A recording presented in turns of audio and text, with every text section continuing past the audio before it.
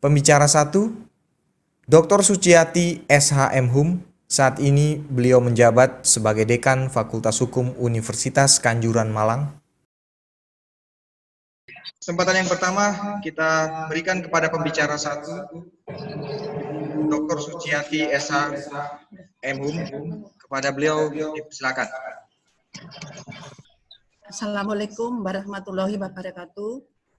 Sebelumnya saya sebelum menyampaikan materi, mohon maaf yang sebesar-besarnya kepada peserta webinar karena gangguan teknis sehingga sampai sekarang dari keynote speaker belum bisa masuk, yaitu dari Bapak Profesor Dr. Sutowiyono SH.M.Hum yang sampai hari ini tadi masih ada gangguan teknis.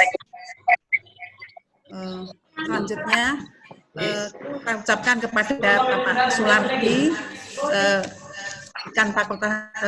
Pakar Hukum Tata Negara Universitas Muhammadiyah Malang, kemudian Pak Dr. Theodorus Pangalila, Sarjana Filsafat MPD, sebagai Sekretaris Jurusan PPKN, yang tadi sudah disampaikan oleh moderator dari Universitas Negeri Manado, dan beliau adalah Chief Editor Jurnal Sipik.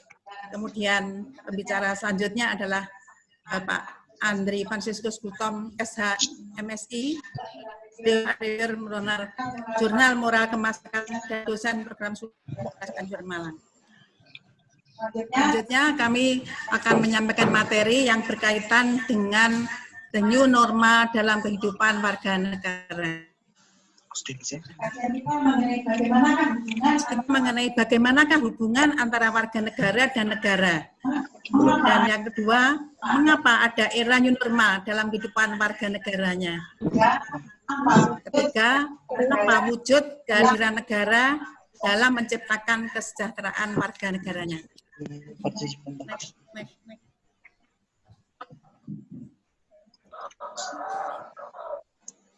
Syarat untuk berdirinya suatu negara adalah penduduk atau warga negara, wilayah, dan pemerintahan. Pengakuan kedaulatan dari negara.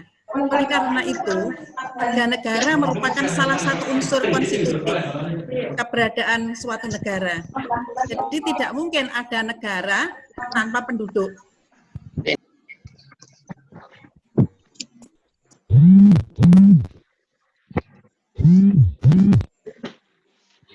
Penduduk dan warga negara, menurut Undang-Undang Nomor 23 Tahun 2006, penduduk adalah warga negara Indonesia dan orang asing yang bertempat tinggal di Indonesia.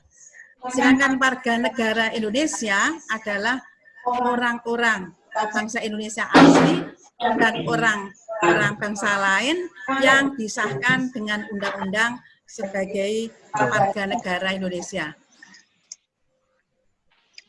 Bagaimana cara untuk memperoleh kewarganegaraan? Yang pertama yaitu kelahiran. Karena kelahiran berdasarkan asas ius soli, berdasarkan Undang-Undang Nomor 12 Tahun 2006. Yang kedua, dengan cara perkawinan, yaitu asas ius sanguinis, Undang-Undang Nomor 12 Tahun 2006. Yang ketiga, tentang berdasarkan pengangkatan. Yang keempat, dikabulkannya permohonan. Dan kelima, tentang kewarganegaraan atau naturalisasi dan penghargaan. Jadi warga negara yang mendapatkan penghargaan berjasa pada negara, dari negara lain dia mendapatkan hadiah, yaitu kewarganegaraan. Apa kewajiban warga negara terhadap negara?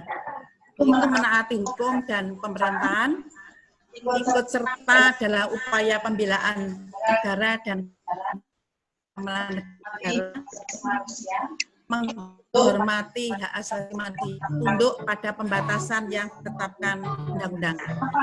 Apa hak warga negara terhadap negara? Yaitu kesamaan kedudukan dalam hukum dan pemerintahan, mendapatkan pekerjaan yang layak bagi kemanusiaan, mengeluarkan pendapat, tulisan sesuai dengan undang-undang.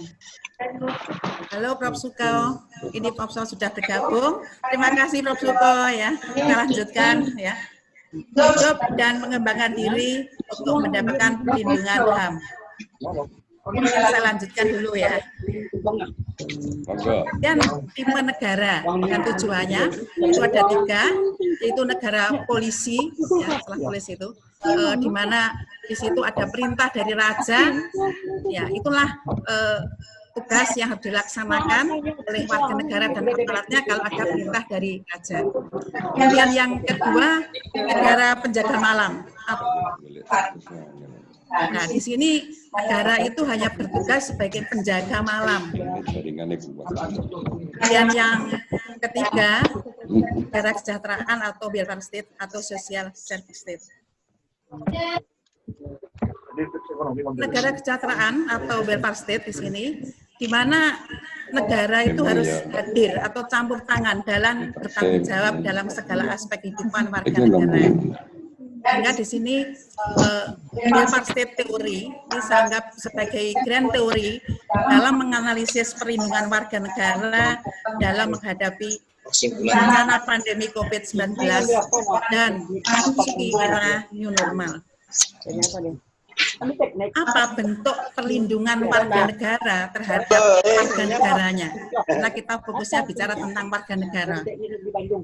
Di sini negara sudah menyiapkan protokol kesehatan, yaitu dengan memakai masker, kemudian cuci tangan dengan hand sanitizer, kemudian kalau tidak membentuk kerumunan, kemudian pengetatan dari aparat untuk menerapkan aturan dan penertiban pelanggaran. Kemudian industri pers harus sehat. Dan program bantuan sosial yang telah dikucurkan entah beberapa kali. Dan PSBB dari para pemangku kepentingan oleh kepala daerah. Kemudian dari tadi saya baca di Kompas ada istilah baru ya, bukan new normal saja, tetapi ada THC, yaitu tatanan hidup bersama COVID-19.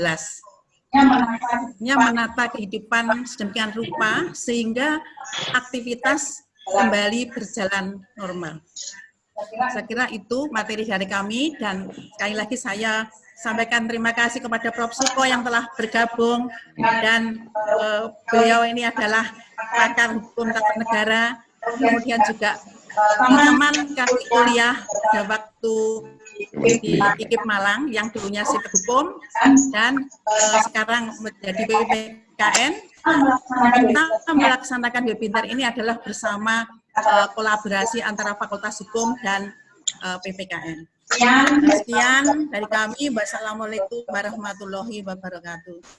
Ya, diucapkan terima kasih kepada Dr. Suciati karena telah menyampaikan materi sebagai pembicara yang pertama.